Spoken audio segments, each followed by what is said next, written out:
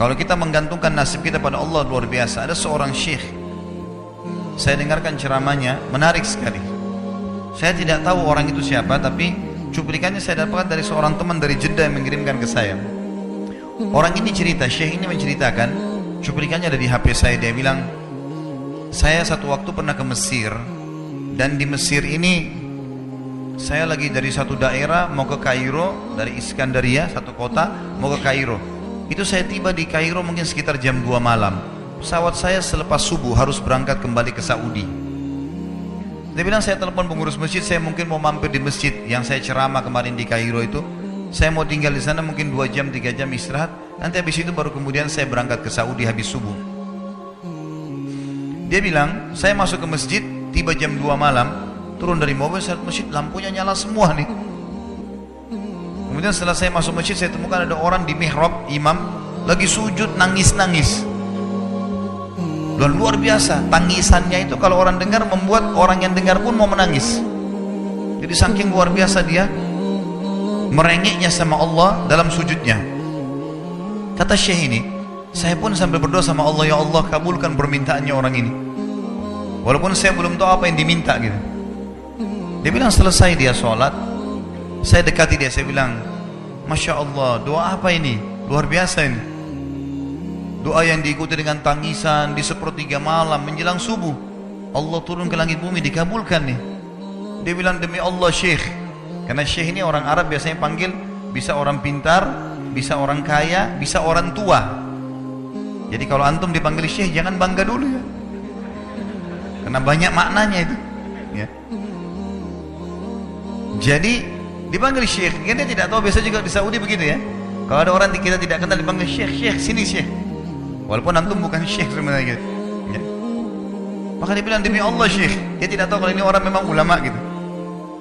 Istri saya sekarang lagi dirawat di rumah sakit, dan saya harus bayar 14.500 jenih atau ponnya Mesir. Saya harus bayar rumah sakit. Kalau enggak istri saya enggak bisa dioperasi. Ini sudah parah sekali. Kata syekhnya, jadi gara-gara itu kau sujud sama Allah. Dia bilang, iya, lanjutkan nangis sama Allah.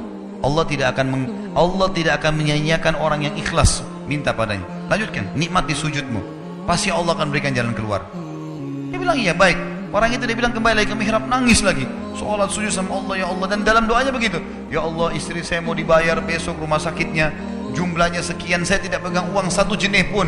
Ini 14.500 jenih, banyak sekali. Maka dia bilang, orang ini bilang, baiklah kalau begitu. Syekhnya ini bilang, saya mau tidur dulu, saya istirahat 1 jam, menjelang azan subuh dia bilang, ada marbot masjid datang bangunin saya. Sudah azan, saya sholat qobliyah, sholat sunnatul fajr. Waktu iqamah, pengurus masjid tahu kalau dia ini ulama, dipanggil, dia bilang, syekh tolong jadi imam. Dia bilang, saya capek, baru istirahat 1 jam 2 jam malam, biarlah imam. Dia bilang, tidak apa-apa, ayat-ayat pendek aja, baca surah-surah pendek aja. Kata syekh, baiklah. Dia bilang, saya baca surah-surah pendek. Rupanya mikrofon masjid karena keluar di luar, ada satu pengusaha Mesir, apartemennya itu dekat masjid, dan dia suka ikuti ceramahnya syekh ini di YouTube. Dia bilang, turun dari apartemennya, ikut sholat berjamaah di masjid, karena dia kenal suaranya orang ini gitu. Begitu selesai sholat, dia bilang, saya lagi zikir, datang orang itu. Dia bilang, syekh, ahlan wa sahlan di Mesir, saya salah satu penggemar anda di YouTube, dan saya dengar suara tadi. Saya tadinya mau sholat di masjid lain, saya ke masjid ini. Dia bilang, syekh, saya mau minta tolong satu hal. Kata syekhnya, kenapa? Dia bilang, saya sudah ngitung zakat uang perusahaan saya harus alokasikan 14.500 jenih. Kata syekhnya, orang itu bilang, saya mau alokasikan zakat saya 14.500 jenih. Kata syekhnya, saya nangis, dengar itu, nangis, saya terisak-isak. Kata orang itu, kenapa anda nangis? Syekh bilang, saya nggak bisa jelasin. Dia bilang, saya nangis terus. Kemudian saya lihat ke kiri kanan di sof, mana orang yang tadi malam sholat tahajud itu? Ada di ujung. Dipanggil sama syekh, fulan kesini, datang. Dia bilang, ceritakan masalah kamu apa? Dia bilang, syekh, saya punya masalah, istri saya dioperasi, harus bayar 14.500 jenih hari ini, kalau tidak nggak operasi. Kata syekhnya, tiba-tiba si pengusaha ini nangis-nangis. Orang ini juga heran, kenapa kalian berdua menangis? Dia pasti bingung kenapa gitu. Kata syekhnya, biarin orang ini yang jelaskan. Yang punya usaha bilang apa? Demi Allah Syekh, saya sudah 1 minggu taruh uang ini di lemari saya, sudah 1 minggu.